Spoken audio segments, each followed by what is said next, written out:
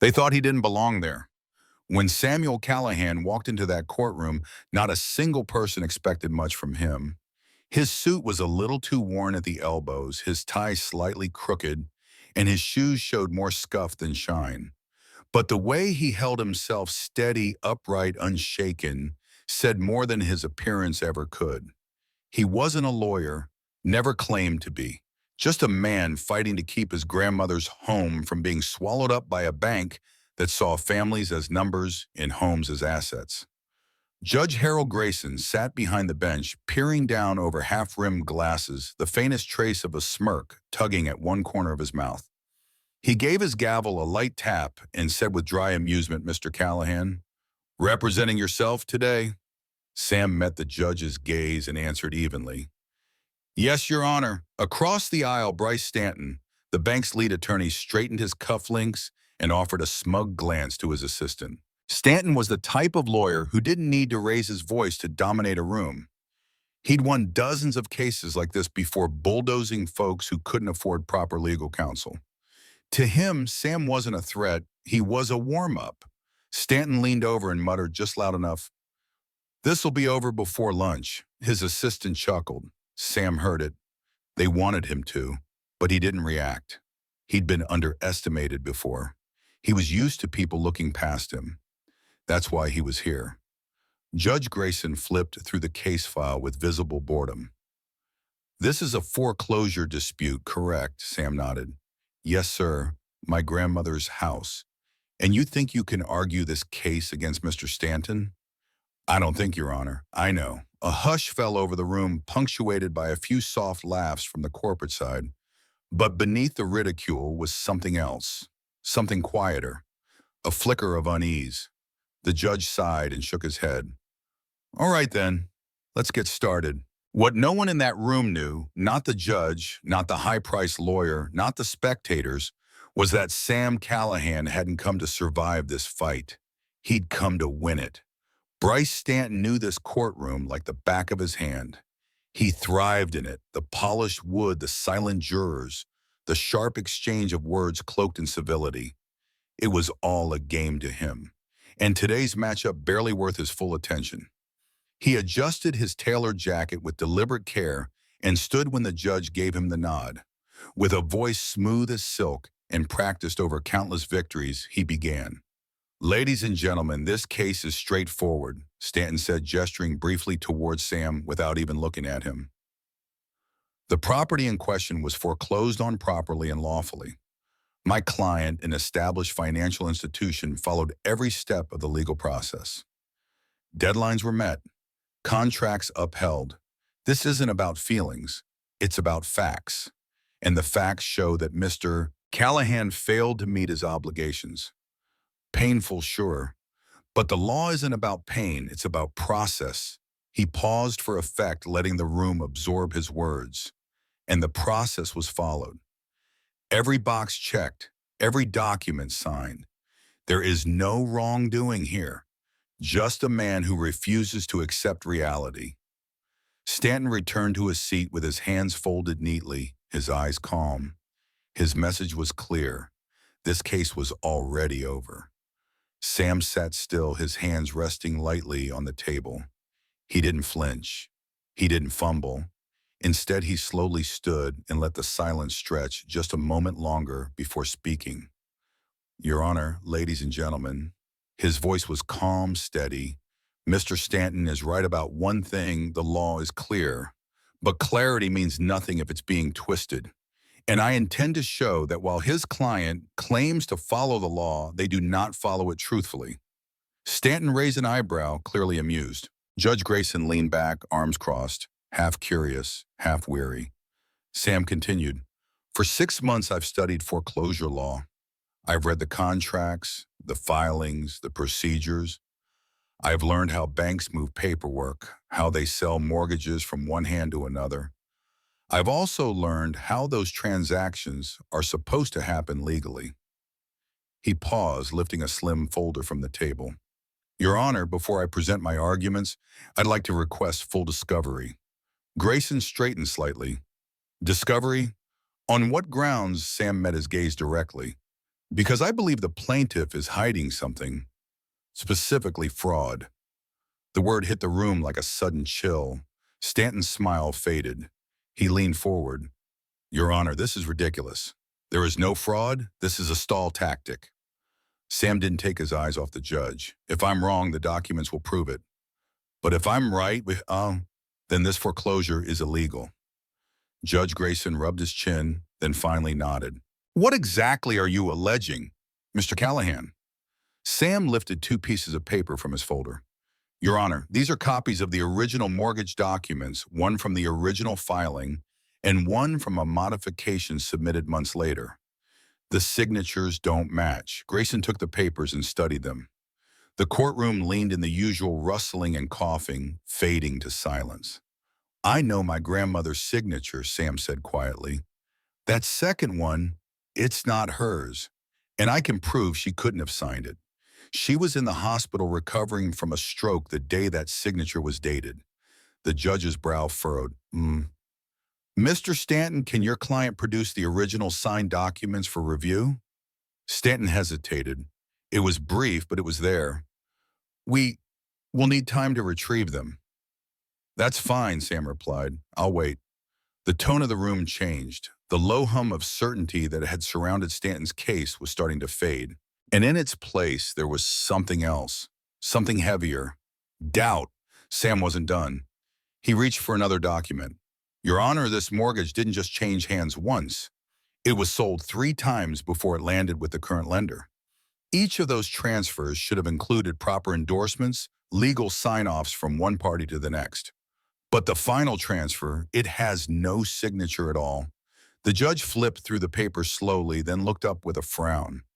Mr. Stanton, why does the last transfer show no endorsement? Stanton shifted in his seat. That must be an oversight. It doesn't affect the legitimacy of the foreclosure. Sam stepped forward. It does if the bank that foreclosed never legally owned the mortgage. A few jurors leaned forward. The gallery murmured. Sam turned back to the judge. And this isn't the only property. I looked into other foreclosures handled by the same lender. I found at least 3 more with similar irregularities. Same missing documents. Same questionable signatures. This isn't just carelessness. This is a pattern. He placed another folder on the table beside the judge. Grayson took a long breath. The gavel tapped once on the bench, not in judgment, but in thought. The quiet in the room now felt dense. Sam had entered the courtroom as a man with no law degree, no firm backing team, just a grandson trying to protect the house his grandmother built her life in. Now he wasn't just fighting, he was winning. And for the first time since the hearing began, it was clear this wasn't going to be over before lunch. Not even close. Judge Grayson sat motionless on the bench, his fingers drumming softly on the wooden surface as he examined the documents Samuel Callahan had just handed over. The silence in the courtroom stretched, filled only by the soft creak of a juror's chair and the quiet rustle of papers. The judge's expression had shifted. Gone was the mild condescension from earlier. In its place was something harder to read, focused, and maybe even a little concerned. Across the aisle, Bryce Stanton adjusted his tie, eyes flickering between Sam and the judge. The confident gleam he'd worn so easily before had dimmed. He cleared his throat. Your Honor, I must reiterate, signatures can vary over time. Stress, health conditions, even age can affect handwriting. This discrepancy doesn't prove fraud. Sam didn't flinch. No, it doesn't. Not by itself. But it's not just about a change in handwriting. It's about the date. He stepped forward, steady and composed. That second signature, the one that doesn't match, was dated the day after my grandmother had a massive stroke. She couldn't even hold a pen, let alone sign a legal document. A murmur rippled through the courtroom. Even the jury, who had sat politely still through most of the proceedings, leaned forward now. The gallery behind them stirred, whispering softly. Judge Grayson looked back down at the documents, flipping the pages slowly. You have medical documentation to support that, he asked. Sam gave a quiet nod and produced a hospital report from his folder. Admitted at 9:42 a.m. on the 12th. That mortgage modification is dated the 13th. The judge took the report and read through it, his brows tightening. Stanton sat up straighter, his jaw clenched, but he didn't speak. Sam had given them something real, something tangible, and everyone in the room could feel it. This still doesn't invalidate the foreclosure, Stanton finally said, voice more controlled, now less smug. Even if there was a clerical error in the paperwork, the loan was still in default. The process followed state guidelines. That's what matters. Sam let out a slow breath. Mr. Stanton, with all due respect, that's not the whole story. The loan wasn't just mishandled, it was passed from one bank to another without the proper legal steps. He pulled another document from his folder. Here's the chain of title. The mortgage was sold 3 times. Every transfer is supposed to be documented with a clear endorsement, a legal signature proving the debt changed hands properly. But if you look at the last one, he handed the document to the bailiff who passed it to the judge. There's no signature, no endorsement, which means the final lender, the one who foreclosed on my grandmother's home, may not have had any legal right to do so. Judge Grayson studied the page, flipping it slowly. He said nothing at first, but the creases around his eyes deepened. After a long pause, he looked up at Stanton. Mr. Stanton, does your client have a signed copy of this final transfer? There was the briefest hesitation. We'd need time to confirm, Stanton replied. But I assure you, any missing documentation is a simple oversight. Sam's voice came gently but firmly. An oversight that just happens to appear in multiple cases involving your client? Stanton's head snapped toward him. That's an outrageous accusation. Sam kept his eyes on the judge. Not if I can back it up. He reached into his folder once more and pulled out a spreadsheet along with photocopies of similar foreclosure filings, each from the same financial institution. I reviewed over a dozen foreclosure records tied to the same bank. At least 3 others had irregularities, just like this missing signatures unverified transfers. I believe this isn't an isolated error. It's a pattern. The courtroom was no longer quiet. The whispers had grown louder, the tension thicker. Judge Grayson's voice cut through it all. Let me see those. The documents were handed up. The judge's eyes moved steadily over them. His shoulders stiffened as he read. The weight of the case was clearly starting to settle on him. This case, he said, slowly isn't looking as simple as it first appeared. Stanton's hands were clasped tightly now, fingers white at the knuckles. The performance was over. The relaxed posture, the quiet smirks gone. He looked more like a man trying to keep water from pouring through the cracks. Sam turned to the judge. Your Honor, I'm not just here to point out mistakes. I'm here to show this foreclosure should have never happened in the first place. His voice dropped slightly, filled with the weight of everything his family had been through. My grandmother worked her whole life to keep that house. She raised 2 children in it. She planted the rose bushes out front herself. It's not just a piece of property. It's her home, and it was taken through a process built on sloppy paperwork and silent fraud. For a long moment, no one said anything. The judge tapped the gavel softly once, not to silence the room, but to gather his thoughts. The tide had turned. What began as a routine victory for a polished corporate attorney had begun to slip from his grasp. And the man they had laughed at, dismissed as untrained and unprepared, was now leading the court into questions no one had planned for. The first cracks had appeared, and everyone could see it. By now, the courtroom didn't look quite the same. The smug confidence that had once sat on Bryce Stanton's face had all but vanished. His jaw was tense, his notes shuffled and reshuffled, as if he could still find some magic phrase that would bring the momentum back to his side. But the tide had turned, and everyone in that room felt it. The jurors no longer glanced at Samuel Callahan like he was out of his depth. They watched him carefully now, with interest, even quiet respect. And Sam, he hadn't raised his voice once. He didn't grandstand.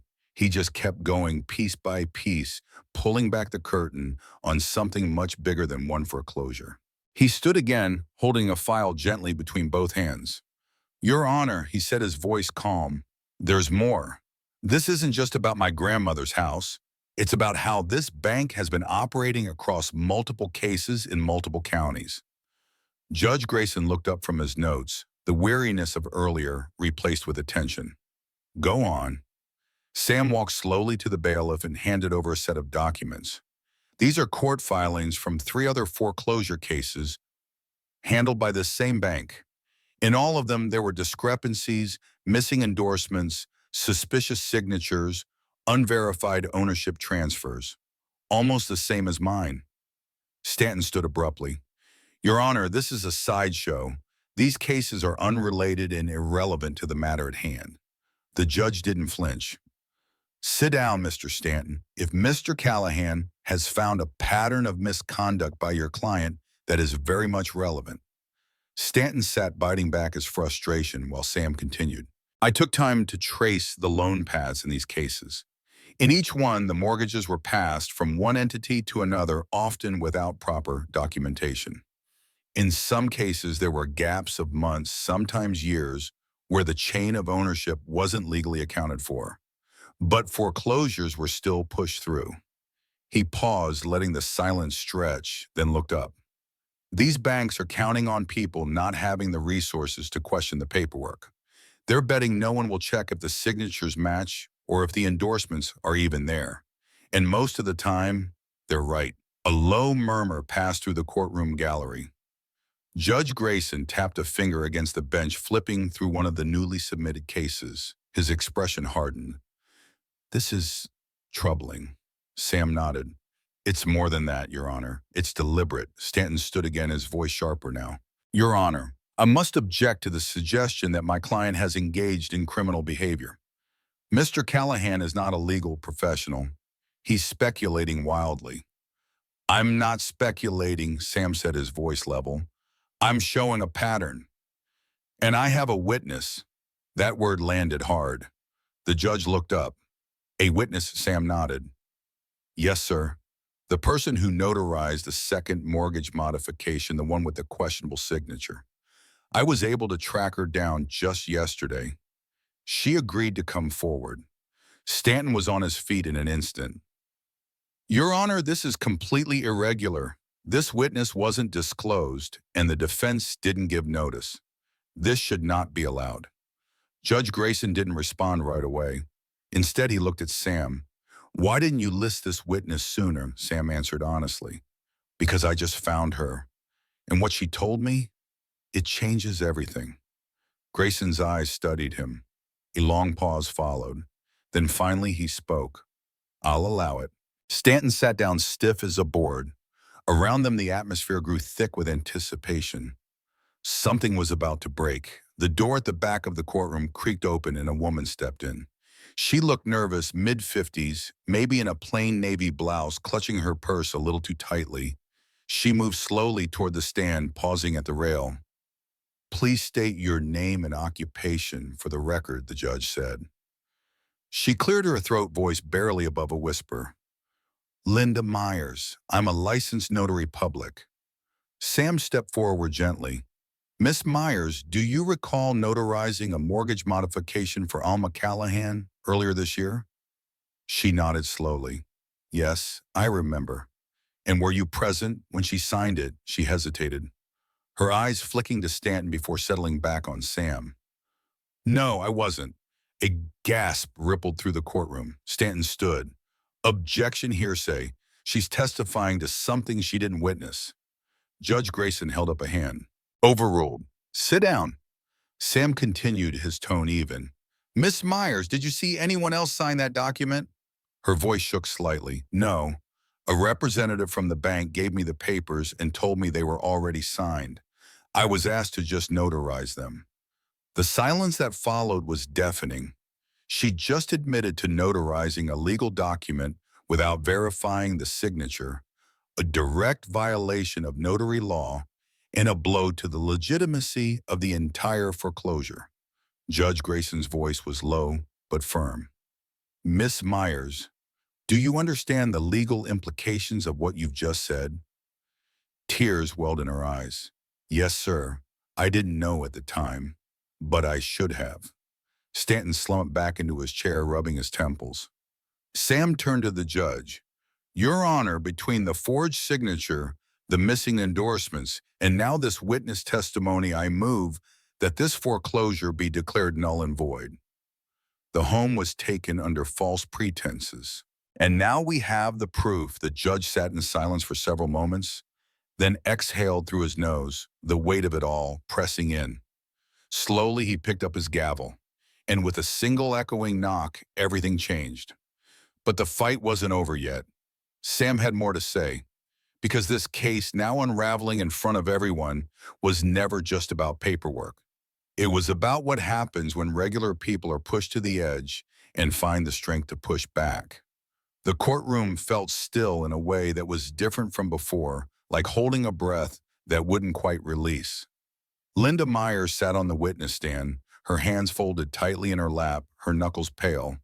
Her eyes, though glassy with regret, were steady as she looked toward the judge. The air had shifted. What began as a typical foreclosure hearing had taken a sharp turn, and no one, least of all the bank's high-paid attorney, was in control of it anymore. Judge Grayson leaned forward. His voice, though calm, had lost any trace of tolerance. Miss Myers, I want you to be absolutely clear for the record. Did you personally witness Alma Callahan sign the mortgage modification? Linda shook her head. No, sir, I did not. And yet you notarized it. I did, she whispered. I was told it had already been signed. A man from the bank handed it to me and asked me to stamp it. I didn't ask questions. I know now that was wrong. Bryce Stanton stood abruptly. Your Honor, this testimony is hearsay. It can't be used to determine the validity of the foreclosure. Judge Grayson raised a hand sharply. Sit down, Mr. Stanton. You'll speak when I ask you to. The attorney froze, his jaw locked. He sat down slowly, the polished veneer cracking around the edges. Sam Callahan stayed standing. His hands were calm at his sides, his tone unshaken.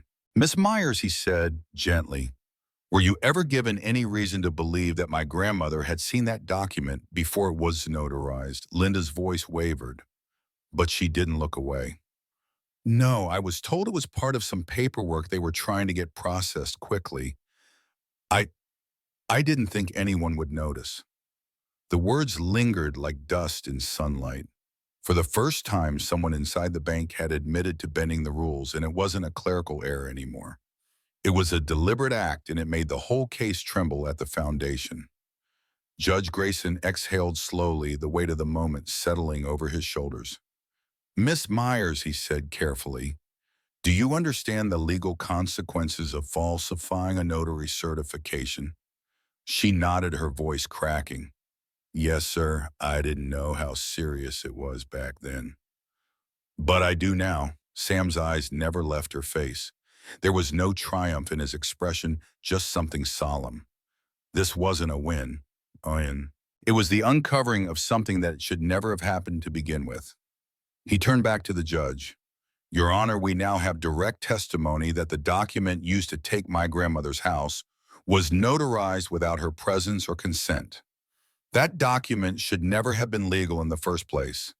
Combined with the missing transfer endorsements in the timeline of her hospitalization, I respectfully move that this foreclosure be declared fraudulent and reversed in full. The courtroom went completely silent. Stanton didn't even stand this time. He sat hunched in his chair, a man who'd lost the wind in his sails, his once slick confidence evaporated. Judge Grayson tapped the gavel lightly, not in decision yet, just to center himself in the rising gravity of what had been revealed. He looked at Stanton with a steadiness that felt colder now. Mr. Stanton, does your client have a response to these allegations? Stanton rubbed his temples, then finally spoke. Your Honor, I'd need to confer with them before making any formal response. Sam's voice cut in level and direct. The same client who has submitted legally questionable documents in more than one foreclosure. Because I've reviewed those cases too. He handed another folder to the bailiff. Inside were public filings, other homeowners, other homes taken through similarly suspicious processes.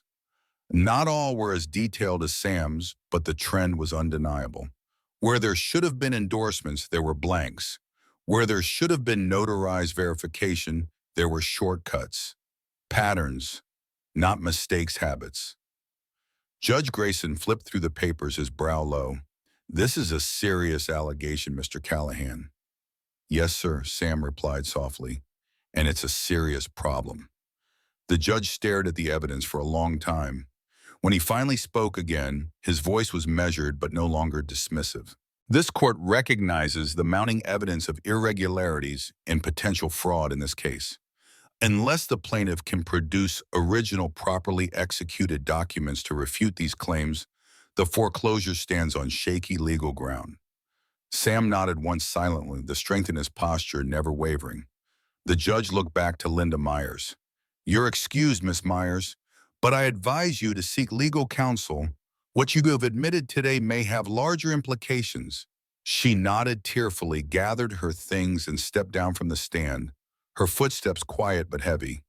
As she exited the courtroom, heads turned not in judgment, but in the quiet realization that something irreversible had just taken place.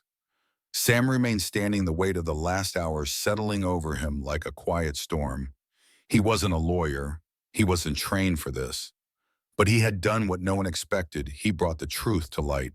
The judge folded his hands, no longer just peering over his glasses, but watching Sam like a man seeing something clearly for the first time. And still, Sam knew they hadn't reached the end, not yet. But for the first time, the people in that room were no longer wondering why he was standing there. They were wondering how far he'd go. The courtroom had quieted, but it wasn't the same kind of quiet from earlier in the day. This wasn't silence born of indifference or expectation. It was the kind that followed revelation, when truth once buried under paperwork and power finally breaks through. Samuel Callahan stood beside the defense table, his shoulders still, his face composed. He didn't smile, didn't gloat. But there was something different in his stance now, a quiet strength that had replaced the doubt others had tried to assign him. Judge Harold Grayson had been flipping through the latest documents. Sam had provided case records from other foreclosures, names of families who'd likely never known their own signatures had been forged or their mortgages mishandled. With each page, the lines on the judge's face deepened. Finally, he placed the papers down, folded his hands, and looked directly at Sam. Mr. Callahan, he said, you've presented a compelling argument supported by credible testimony and a troubling pattern of behavior by the plaintiff's client. The forged signature, the notary's confession, the lack of legal endorsements, and the broader evidence of misconduct. It paints a picture this court cannot ignore. Sam gave a single nod. Thank you, Your Honor. Turning his attention to Bryce Stanton, the judge's tone sharpened. Mr. Stanton, unless you can provide original, untainted documentation and a lawful basis for the foreclosure within the next 5 minutes, I will have no choice but to issue a ruling. Stanton didn't stand. He didn't argue. His voice came from behind his folded hands. We have no further evidence to present at this time, Your Honor. The words hung in the air like a final breath before a storm breaks. Judge Grayson picked up his gavel. This court finds in favor of the defendant. The foreclosure on the property known as 316 Willow Ridge Lane is hereby voided. Title shall be restored immediately to Alma Callahan. He brought the gavel down once. A sound so small, yet in that moment it rang louder than any shout. Sam let out a long breath, quiet, steady, like someone finally setting down a burden he'd carried too long. His eyes closed for just a second, and when they opened, they were glassy but clear. Behind him, soft murmurs began to ripple through the gallery. A woman near the back dabbed her eyes with a tissue. A man whispered, "He actually did it." Another said, "That boy should have been a lawyer." But Sam wasn't listening to any of it. He wasn't thinking about the judge, or the jury, or even Bryce Stanton now silently packing his things without making eye contact. He was thinking about the small front porch on his grandmother's house and how she used to sit there with her garden gloves still on, sipping sweet tea and talking to neighbors as they passed.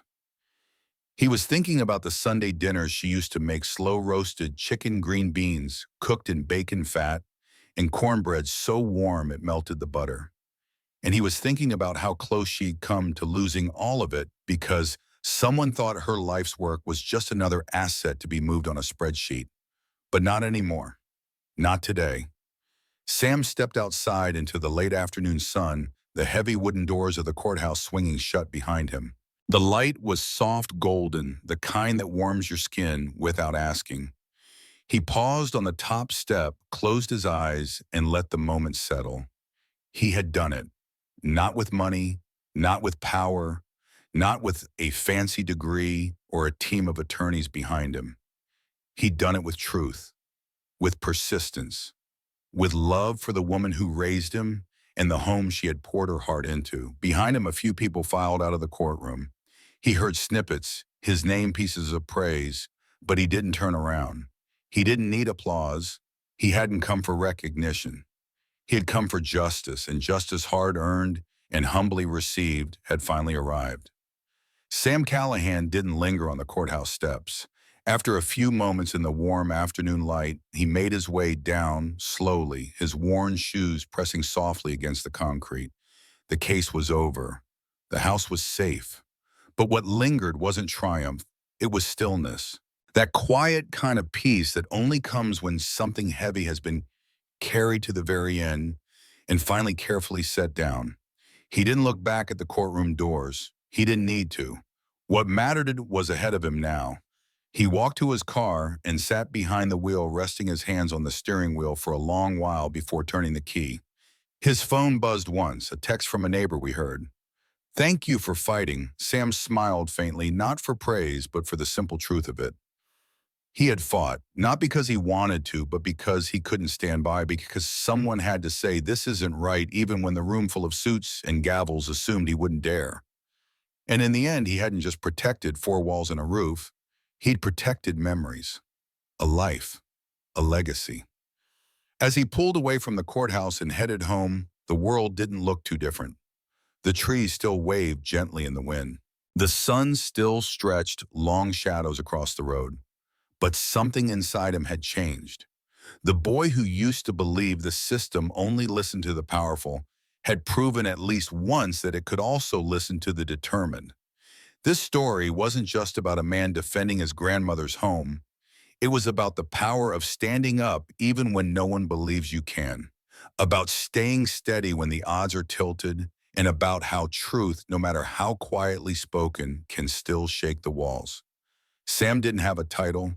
He didn't have wealth or a legal team, but he had something just as strong: persistence, rooted in love, and a belief that doing the right thing still matters. And in the end, that was enough. If this story meant something to you, I'd be honored to hear your thoughts. Maybe it reminded you of someone you know, or of a time when you had to speak up, even when it was hard. Feel free to leave a comment and share your reflections. And if you'd like to hear more stories like this, real stories told with heart, I'd be grateful if you join me again. No rush, no pressure. Just stories that matter shared in a quiet corner of this big, busy world. Thanks for listening. Truly.